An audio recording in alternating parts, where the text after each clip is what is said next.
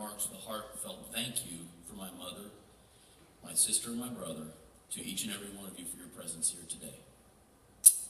Since my father's passing, many of you have checked up on us and took the time to share a special memory of Dad.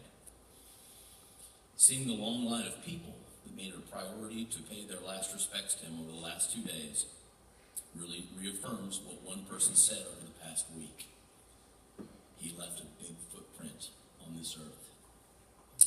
I want to spend a few minutes sharing how I'll remember my father, and then share how he has impacted my life. Ultimately, this is a celebration of a man who went to be with his Lord Jesus Christ. It's only fitting that we remember some of the fun and unique things about James Bond.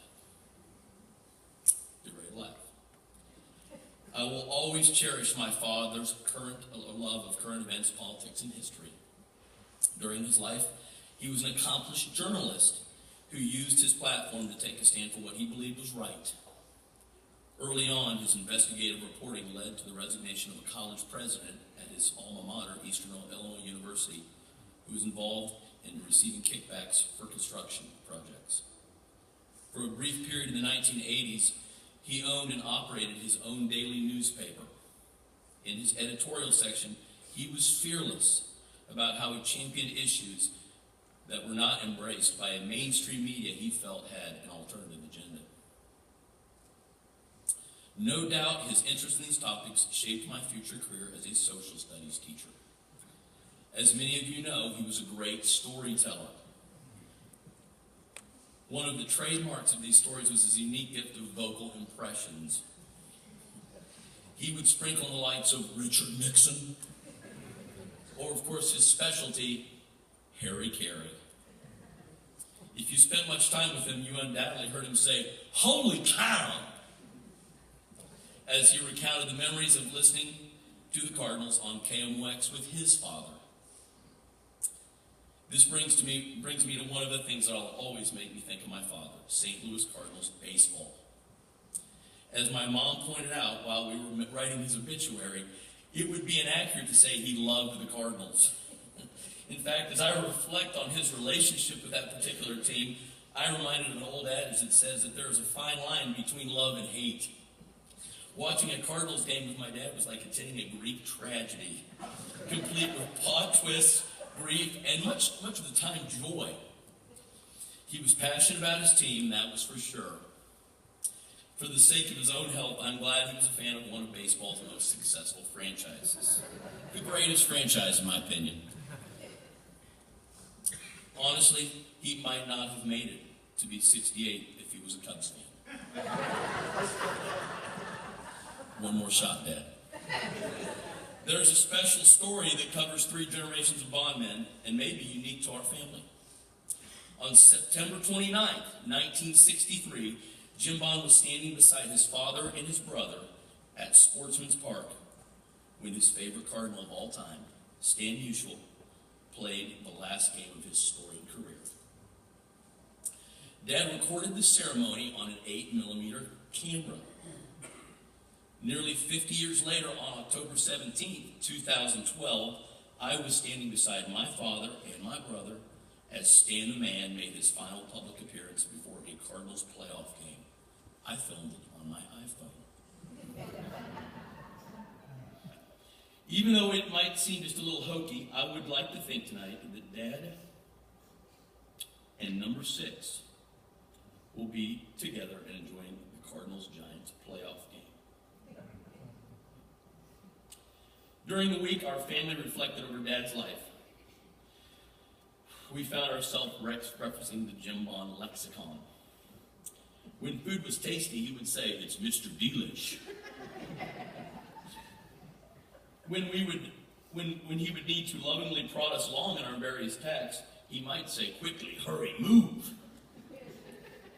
If something seemed out of the ordinary to him, he might playfully say, "How insipid." He never referenced a glass of milk. Instead, he would say, "How about some too cold?" You can ask Nikki about that one. Often he would go to the grocery store and buy everything except what he was originally sent to buy. When he was reminded of his error, he might whimsically state, "I'm dumb, I'm double dumb."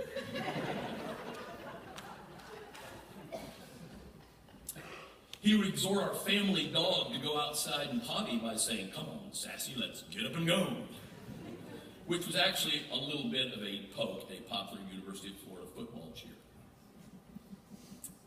Most of these unique phrases are rooted in our family stories. As we went through pictures and videos this week, I have a new understanding of just how much Jim Bond loved his family. It's not easy to find a clip or picture of Dad, because more often than not, he is the one eagerly recording all the action. His wife and his children meant so much to him. It was part of the way he talked and how he acted every day. I always remember how much he loved to be active. Jim Bond did not sit still for too long. He loved to take trips with his family. I loved staying up all night with Dad as we drove nonstop from Orlando to Central Illinois to visit our relatives. Dad was actually a very good athlete as well. In his younger days, he would grab a basketball to play some horse or some one-on-one with us. By the way, I cannot remember even one time where he intentionally let me win. People that knew him best knew how competitive he was. Every Thanksgiving, he would round up the neighbors and there would be a spirited game of two-hand touch football in the street.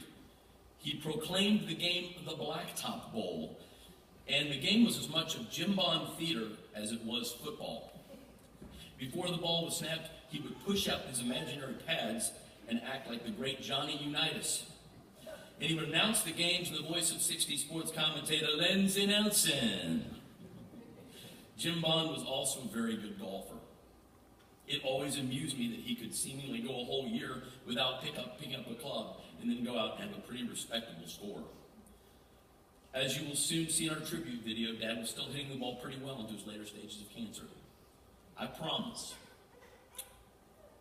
big golf will be an important part of my relationship with my own sons because of how important it was to ours.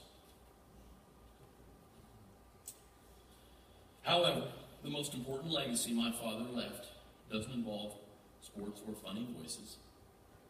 As I reflect on his life, I see his greatest attribute was the tender heart he had for people.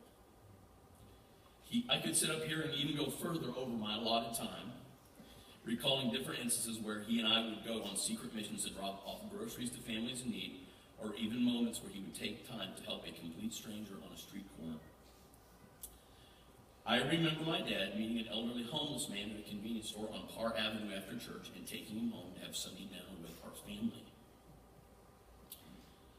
I remember my dad helping a man who was having a medical emergency in public and no one else seemed to help.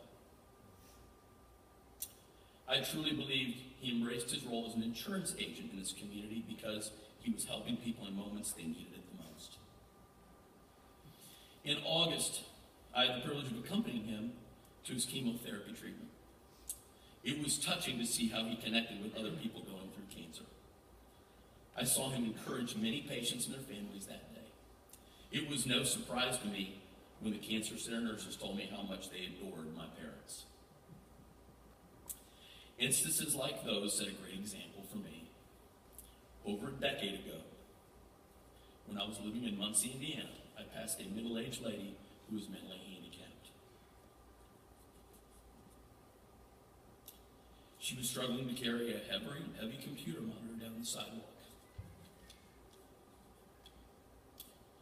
I immediately pulled the car over, put the monitor in the back seat, escorted her to the passenger side, and drove her to her destination. She was taking this monitor to a Goodwill store 5 blocks up the street. After I made sure she and the monitor were safely inside, I drove back to the office. On the way it hit me, I was acting out what had been modeled to me all those years ago, for all those years. I decided to email my father about the incidents to thank him for setting such a great example. About an hour later, I got a short reply back. And those of you who ever saw him type probably understood why it was so short. It simply said, "You just made my day." In the final moments of his life, my father added a new facet to our relationship. My mother wisely purchased each member of our family a copy of the Oswald Chambers Devotional Bible. She and Dad had been blessed by this version in their morning devotions, and she was hopeful that the rest of the family could enjoy the fruit it was yielding in their walk. Late this spring, Dad and I began to coordinate our daily readings and would share how we felt and applied to our own personal lives. I can't begin to share with you how that has blessed my life as well as our relationship. These past 17 months since Dad's diagnosis have been so instrumental in my Heavenly Father's molding process. I promise to live the next half of my life in a way that will honor my earthly father's memory.